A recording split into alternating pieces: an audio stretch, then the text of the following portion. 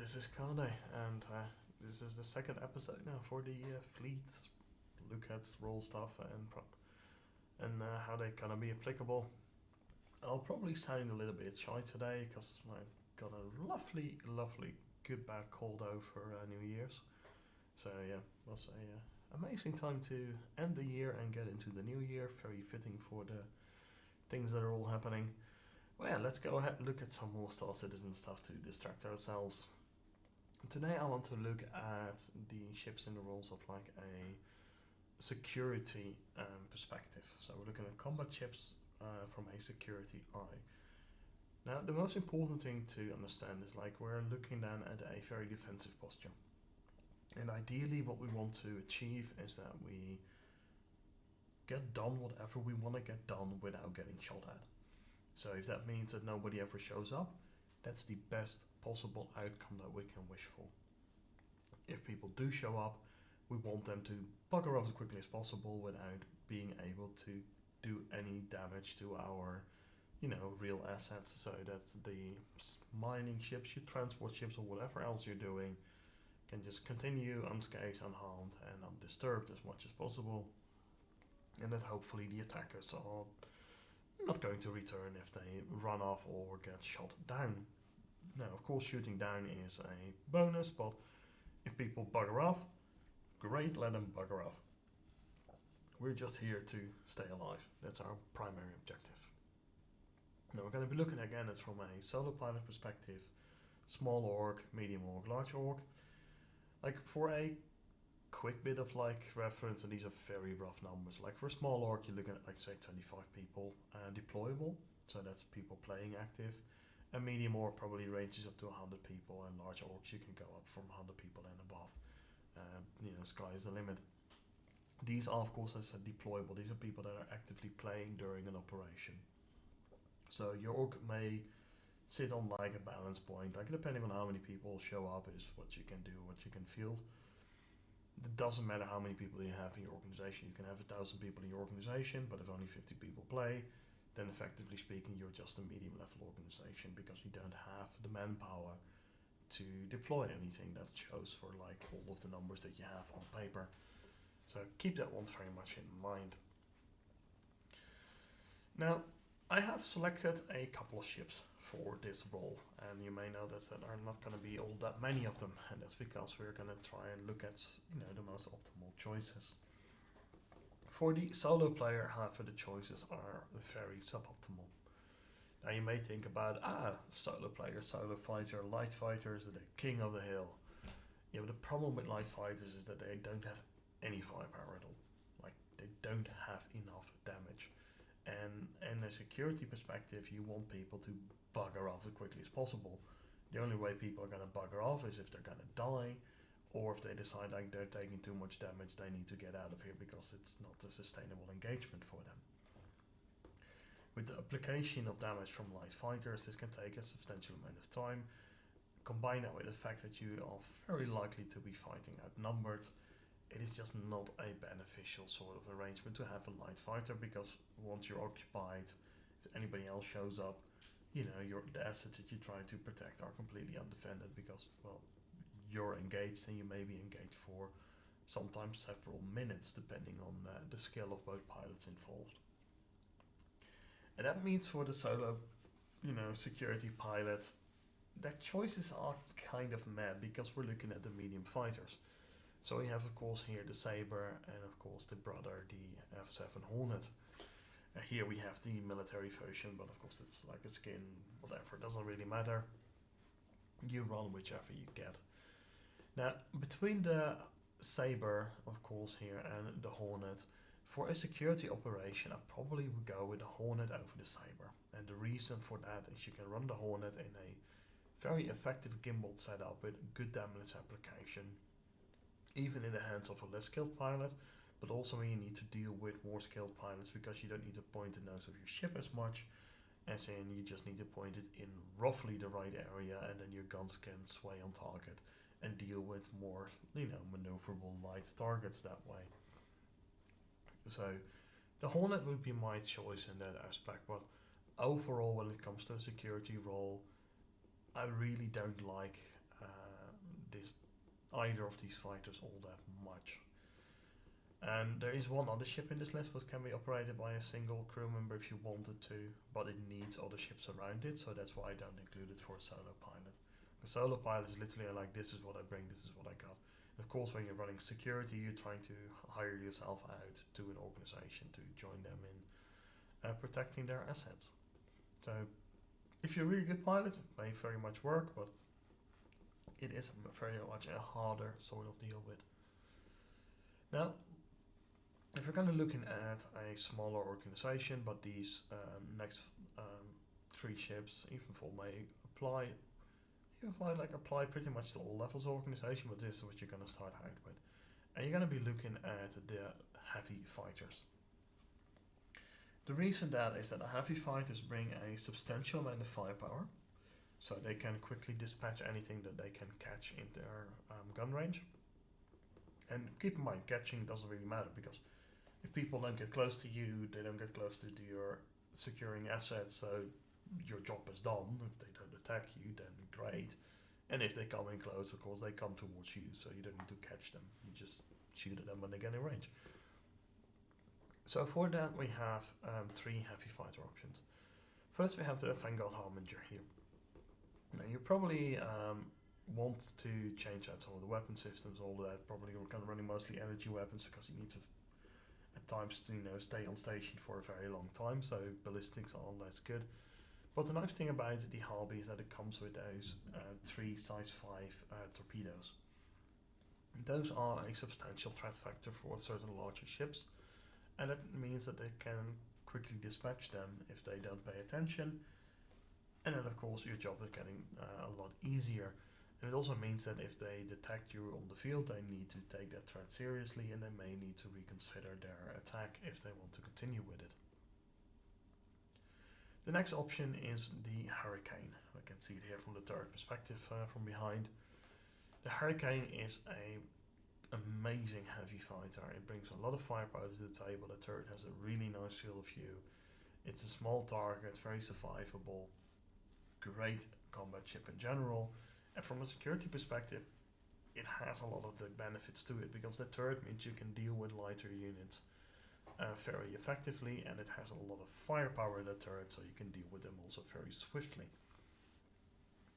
And that's what we're looking at. We're trying to make sure that we can deal as much damage from as few people as possible that we're going to field, because everybody that we're fielding in security is not earning us any money, so to speak. Because of course, if you're the PMC that's hiring yourself out, you're making money, but your client is losing money by hiring you. So you want to be able to get in as light on the manpower as possible, with bringing as much effective firepower as possible. Of course, the final heavy fighter option is of course the Scorpius, which recently saw some buffs, which is really good, making it much more viable nowadays. And it's pretty much like a toss-up between these. Which one do you want to have? They're all very good ships to have around, and they all bring a very good package to the field. So these ships are really, really interesting, and as a small organization, you're definitely going to be looking at these ships. There's one more that you will be looking at, maybe 2, depending on your scale of small, as the Freelancer Miss. The Freelancer Miss is, in my opinion, quite often overlooked. I think it's a really interesting ship, because single pilot can run it if you need to, because you don't need to use the turret from the role that you're needing it, because you'll be sitting at range and just using that enormous missile payload to just lob missiles at the enemy until they either die or decide that they're done with this nonsense and they bugger off. The great thing about it is that if there's missiles on people's tail, there needs to be something that they need to deal with. If they're in a dogfight, it makes them an easy target, because suddenly they need to not just deal with the dogfight, but they also need to deal with all the incoming missiles. It is a great force multiplier on the field, and something that people need to take serious when it is there. Because of all that missile threat, they may need to again reconsider their attack. Of course, the downside is it's time on station. If you are going to get heavily engaged, once it runs out of missiles, and it will need to be rearmed. That is a definite downside to the Freelancer Miss. However, it is such a force multiplier with just a single pilot in there, that it's definitely worth having on the field just as a scare factor. Now, the final ship that may be used by small organizations, that will be used from small organizations all the way up, of course, just like the heavy fighters, it's the Redeemer. Like, the Redeemer is just god tier multi-crew ship. There's nothing that really that gets close from combat perspective to the Redeemer. You'll be running it as a 3-man, so 1 pilot, 2 gunners. The reason for that is even if you change the guns out to energy, maybe if one of them gets damaged, one of the gunners can change to one of the smaller turrets and continue to be of use. And the smaller turrets themselves really are not worth having dedicated gunners in there, because again, that's more people that you need to pay for, and they don't have enough firepower to make it worth it. But those big turrets make up more than enough for themselves in the other downcomings that the ship may have. Really strong shields, of course, as well, so a very, very dangerous asset to have on the field. And at slow speed, just like with heavy fighters, it's not really going to be an issue because people need to come to you most of the time, so yeah, what are you going to do? The only of course time if they're going to attack you with bombers and stuff like that you need to approach them, but then again, bombers tend to be not the fastest themselves either, so you probably get away with it. It is just a incredibly strong asset that will see to be used throughout. Just 3 people is a very, very dangerous foe on the field, and you know, most people that are just flying solo or with like a couple of people, if they want to attack you, they see Redeemer with like a couple of heavy fighters, they'll gladly pass up and find somebody that is going to be a little bit more squishy and hence more profitable to deal with. Now, scaling up from our organizations, we can of course look at a much larger vessel in the form of the Hammerhead. The Hammerhead is the quintessential corvette. Lots of guns, turrets. Does have a decently high crew requirement because of that, because each of those turrets of course needs to be manned, but each of those turrets brings full-size guns to the field. So crew-wise, effectively speaking, it is more efficient than a heavy fighter still, so that makes it definitely worth it. And because people need to close in towards you, if they're flying in fighters, yeah, that's definitely going to work. Now, of course, it is going to be vulnerable to bombers. And that means perhaps if you're going to be fielding a Hammerhead, you may consider trying to field something like the Sabre as well, because it's a relatively fast medium fighter. It will deal well with bombers, so that can be used like an interceptor to engage bombers that would be a threat to the Hammerhead, while as the other fighters would not be a threat to the Hammerhead because yeah, the turrets will probably deal with the fighters, effectively speaking. Having a Hammerhead on station is very much a statement of like, hey, we don't want to be messed with. So if people are going to attack you when there's a Hammerhead on the field, it means they need to dedicate resources and assets to that. And at that point, of course, it's always going to be, you know, at some point you're going to get outgunned. That's always going to happen. But you're trying to make yourself as less appealing to it as a target as possible. And having a Hammerhead definitely means that you're not going to be all that interesting to attack. So very, very good ship to have around. From a security perspective, you just need to protect it from its own weaknesses. So what we have as well, of course, in the same category is going to be the Perseus. Now the Perseus is a bit of a ship that you may not have on station, so it's not on the field where the security is needed, but it may also be. It depends on the threat factor that you're dealing with. If you're expecting to deal with sub-capital units and capital units, you may want to be fielding the Perseus on the field. Alternatively, it could be part of a quick reaction force. Now, a quick reaction force means that they can be on field in time to support the local security assets and still make sure that your revenue generating assets, your squishies, get out of there alive one way or another, either because they can hold off the enemy long enough so they can run away, or that your quick reaction force is capable of destroying the enemy forces or, you know, warding them off in their entirety. It is not going to do well against smaller ships because those turrets are too large for that. They're not going to track them very well. It has some small turrets to deal with, some fighter attack, but don't really count on that. Its main prey is going to be ships of like probably constellation size 10 up will absolutely dread needing to deal with the Perseus.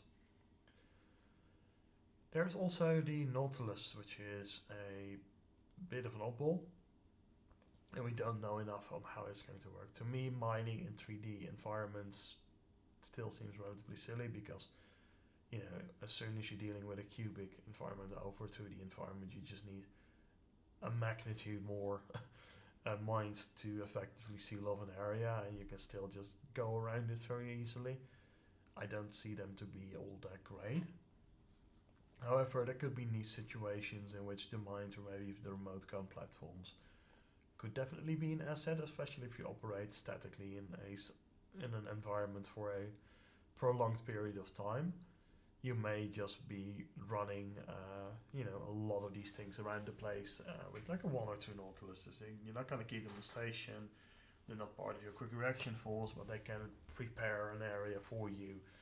And once enemies realize that, hey, there's a whole bunch of mines and gun turrets floating all over the place, it becomes again a lot less appealing to attack you. So in that aspect, it could definitely work, but it needs to be a worthwhile investment to drop all of those assets in space and have also the ship itself.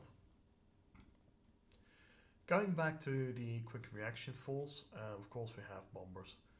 Bombers are a great asset to a quick reaction force. They can deal with larger vessels for which you may not have or want to have assets on the field, so to speak. People attack you with larger forces, you show up with bombers and you can go ahead and strike them. Eclipses, of course, can provide a very shadowy strike, so people may not realize you're there until the torpedoes start impacting. Stealth can be a benefit of that. The Retaliator, on the other hand, can drop in and drop a lot more torpedoes also simultaneously.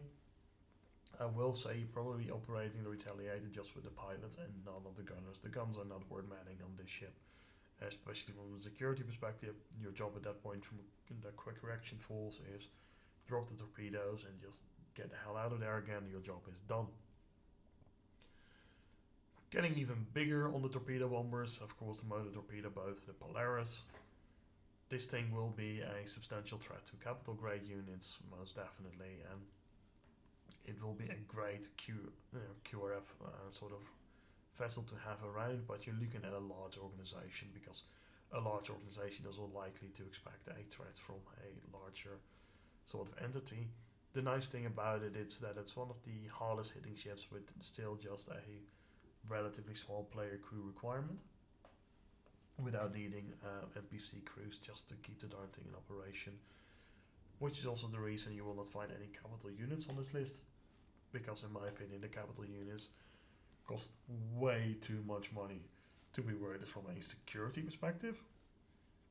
Once you're starting to deploy capital units, you're looking more like a wartime perspective. So yeah, at some point, you go from a security force to a full-on military force. And that step up really happens when you get into those capital units, because that's not realistic for a security operation to run with. They're just too gosh darn expensive. Of course, if you're a PMC and you're hiring yourself out and people are like, hey, we want you to field capital units and you have them, you can do so, but then you will just charge them accordingly. And probably most organizations will then look at the bill and be like, you know what, we don't need capital units, that cost way too much money. But yeah, definitely a very good ship to have for a large organization and a QRF sort of role. Finally, for some ground-based stuff, of course, if you need to deal with some ground assets, a bomber of sorts could be useful. I prefer personally the A1 over the A2. It's smaller, much more efficient in and out, and has more sort of weapons and probably going to be more useful, I think, when it comes to just normal ground engagements against dealing with tanks and stuff like that and infantry. But either one will work. It's just a very dedicated sort of ship, so it only makes sense in the hands of a PMC organization that is hiring itself out. For your own organization, you're probably not going to be running bombers because the niche operating conditions are, well, by the name goes, too niche. You don't need them most of the time, so they're not worth having. We also, of course, have our ground anti-air emplacements. We have, of course, the Centurion and the Ballista. Centurion is really nice being a gun-based platform. It can just stay around and keep shooting and shooting and shooting, but the Ballista, of course, brings those really heavy-hitting missiles, which means it is a very dangerous threat to even larger vessels. So having those on the field, people need to be aware of them. There still needs to be a lot of balancing in the ground vehicles versus space vehicles, yada yada. That's going to go back and forth for a while. I would like to see personally that there's like a benefit to locking down stationary, putting those rods down and being like more stable platform for shooting, a little faster lock-in, and maybe a deployable shield once you're stationary. And then when you're mobile, your mobility is part of your defense, of course. So yeah, I'd like to see something like that to make the gameplay a little bit more interesting and a bit more risk-reward scenarios in there, so to speak. But overall, if you really need to defend a ground side, the main reason you want to be using Ballistas and Centurions is that you keep them empty. They're just around the site, empty, and then if you are under attack, your squishy people, your industrial people can run out, get inside of these things, and suddenly they become a combat asset. So the only costs you really have at that point is the unit itself, so the Centurion or the Ballista itself, but you don't have the cost of the manning those units. And of course manning costs are going to be really high, relatively speaking, so by having these things just sitting around, it doesn't really cost you all that much. But if you get attacked, then there's suddenly a lot of extra firepower that is just available on a very quick notice. So that way makes them very, very interesting to have around from a security perspective. And that really covers all of the ships for a security role that I think are going to be of interest. There are of course a lot more combat ships in the game, but for the majority of them I don't think that they're going to be of useful from a security perspective. They have different sorts of roles and different scenarios in which they want to operate.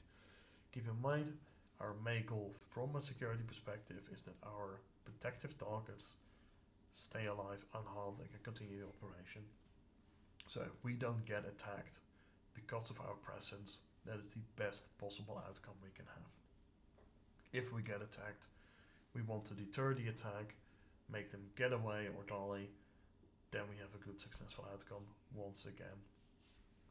If we need to engage in such a way that our protective targets need to run away and they get away, that is still a good outcome, but it's not great anymore.